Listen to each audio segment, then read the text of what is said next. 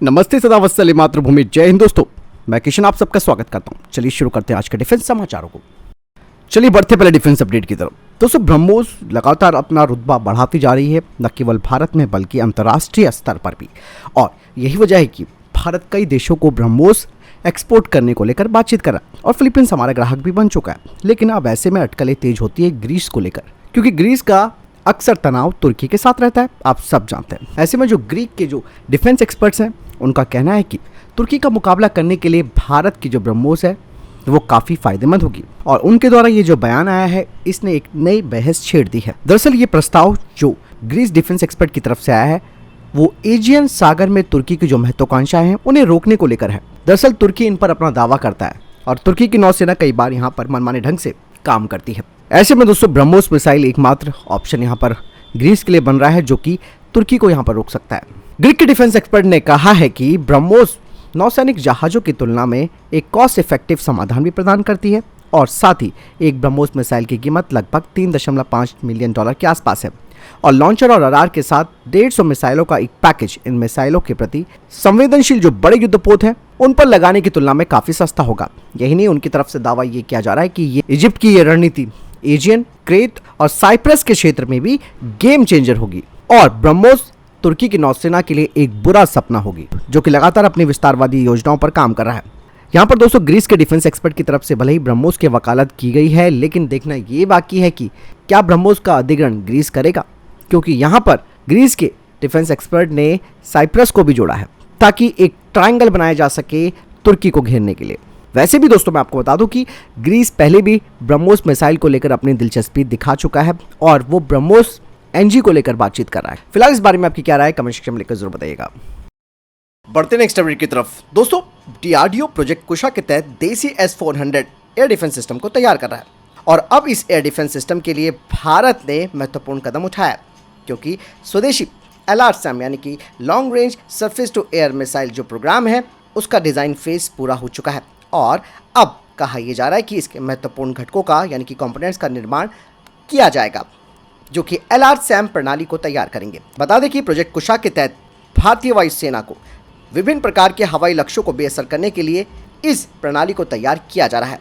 आपको बता दें कि इसमें 3 इंटरसेप्टर होंगे, जिनमें कि पहले की रेंज 150 किलोमीटर, दूसरे की 250 किलोमीटर और तीसरे की 350 किलोमीटर होगी, जो कि दुश्मनों के स्टेल्थ फाइटर जेट, उनके कन्वेंशनल एयरक्राफ्ट, उनके बैलिस्टिक और cruise missile, precision guided munition और अनमैन्ड एरियल व्हीकल्स को खत्म कर सकती है। कहा जा रहा है कि प्रोजेक्ट कुशा के तहत ये जो देसी S-400 है वो 2028 से 2029 तक अपने सभी परीक्षण पूरे कर लेगा।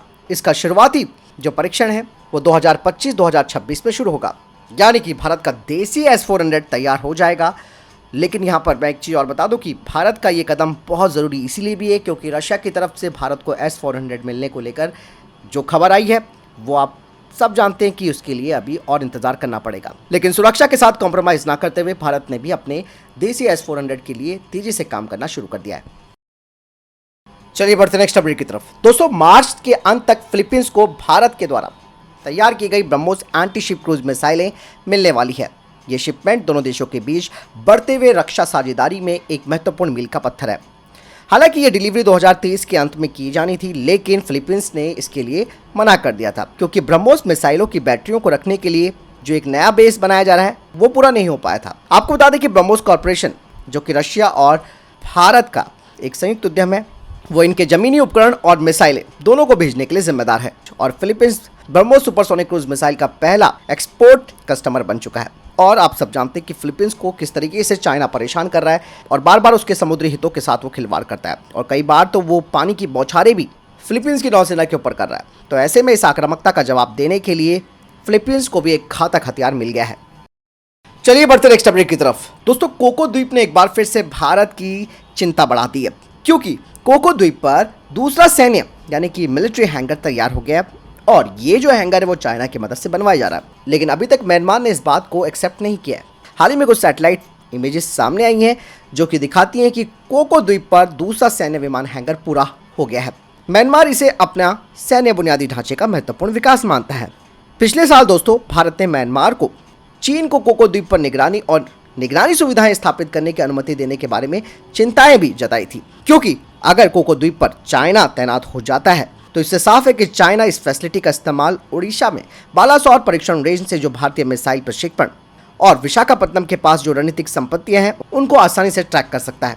और चीन भी दोस्तों अभी तक म्यांमार के साथ इस द्वीप समूह पर किसी भी तरीके की भागीदारी को लेकर मना करता आया है, क्योंकि आपको बता दो कि यहाँ पर रनवे का विस्तार बन चुका है। इसके अलावा जो मजबूत शेल्टर्स हैं वो तैयार किए गए हैं और यहाँ पर मॉनिटरिंग स्टेशन भी इंस्टॉल किए जा रहे हैं। और ये जो दूसरा हैंगर पूरा हुआ है वो भारत के लिए एक बड़ी टेंशन बन गया है। डिफेंस एक्सपर्ट्स भी कह रहे हैं कि इस तरीके से इस द्वीप पर अतिरिक्त सैन्य विमानों को तैनात किया जा सकता है और चाइना इसके रास्ते बंगाल की खाड़ी में अपने सैन्य उपस्थिति को बढ़ा सकता है। हालांकि मैं इतिहास में नहीं जाना चाहूँगा, लेकिन ये भी कोको जो आइलैंड था वो भी हमारे प्रिय प्रधानमंत्री नेहरू जी ने म्यांमार को सौंप दिया था। जिस तरीके से श्रीमती इंदिरा गांधी जी जो उनकी बेटी है उन्होंने श्रीलंका को कच्चथीवु द्वीप सौंप दिया, यानी कि देश की सुरक्षा के साथ किस तरीके से कॉम्प्रोमाइज किया जा रहा था। ये चीजें अब जाकर आज की जनरेशन को पता चलती है कि पुराने जो फैसले लिए गए थे वो आज हमारे लिए चुनौती बन रहे हैं। चाइना दोस्तों लगातार आक्रामक होता जा रहा है, उसे कोई फर्क नहीं पड़ता। वो तो और ज़्यादा मजे में है कि बांग्लादेश को भी उसने अपने में मिला लिया है, नेपाल को भी मिला लिया है, श्रीलंका ऑलरेडी उसी के पाले में है, मालदीव उसके पाले में है। मैं हमेशा से बात करते आया हूँ, भारत को अब अपने पड़ोसियों को भी आंखें दिखानी होंगी। बहुत हो गया कि नेबर फर्स्ट की जो पॉलिसी है हमारे प्रधानमंत्री जी की, उसे यहाँ पर अपनाने की। चाइना कभी नहीं करता ऐसा। चाइना को देख लो, उसको जहाँ कब्जा करना होता है वहाँ पर कब्जा करता है। ताइवान के साथ उसके रिलेशनशिप कैसे हैं आप देख सकते हैं। इसके अलावा हांगकांग का आप सब जानते ही हैं। बहुत चीज़ें दोस्तों, भारत को अब नकेल कसनी होगी इन पड़ोसियों पर, नहीं तो सर पर चढ़कर ये हमारे देश के लिए खतरा बन जाएंगे। बढ़ते नेक्स्ट अपडेट की तरफ। New space research and technology जो कि भारत की लीडिंग एरोस्पेस और डिफेंस R&D कंपनी है, उन्होंने हाल ही में अमेरिका भारत सैन्य सहयोग को बढ़ावा देने के लिए एक कदम आगे बढ़ाया। NRT यानी कि new space research and technology ने अमेरिका के साथ नए अवसरों का पता लगाने के लिए अमेरिकी सेना डेवकॉम आर्मी रिसर्च लेबोरेटरी के साथ बातचीत की है। इस दौरान NRT के CEO ने बताया कि NRT नेक्स्ट जनरेशन के मिशन और टेक्नोलॉजी के लिए एक जॉइंट डेवलपमेंट परियोजना को लेकर एक रोड मैप तैयार कर चुकी है, जिससे कि दोनों देशों के बीच सैन्य सहयोग और मजबूत होगा। आपको मैं बता दूं कि NRT पहले से ही एक cooperative research and development agreement अमेरिकी एयरफोर्स रिसर्च लेबोरेटरी के साथ कर चुकी है। ये कंपनी सक्रिय रूप से भारत अमेरिकी डिफेंस एक्सेलरेशन इकोसिस्टम यानी कि INDUSX पहल के तहत अमेरिकी अनुसंधान संगठनों और उद्योगों के साथ काम करके अपने अमेरिकी सहयोग का विस्तार करने की कोशिश कर रही है। अमेरिकी सेना के साथ NRT की भागीदारी नेक्स्ट जनरेशन की डिफेंस टेक्नोलॉजी को विकसित करने के लिए अंतर्राष्ट्रीय भागीदारों के साथ सहयोग करने पर भारत के बढ़ते फोकस का भी प्रतीक है, जिसमें कि एक सहयोगात्मक दृष्टिकोण से नए सैन्य क्षमताओं से दोनों ही देशों को लैस करना है। बढ़ते नेक्स्ट अपडेट की तरफ। भारतीय नौसेना का P-8I समुद्री गश्ती विमान जापान के असुगी एयरबेस पर उतरा है, जो कि Japanese maritime self defence force के साथ एक जॉइंट एक्सरसाइज करेंगे। P-8I जो कि एक लंबी दूरी का समुद्री गश्ती विमान है, ये निगरानी, पनडुब्बी रोधी युद्ध और खोज और बचाव अभियानों को अंजाम देता है। असुगी एयरबेस पर P-8I का पहुंचना जापान के साथ भारत के समुद्री सहयोग को मजबूत करने की प्रतिबद्धता को दर्शाता है।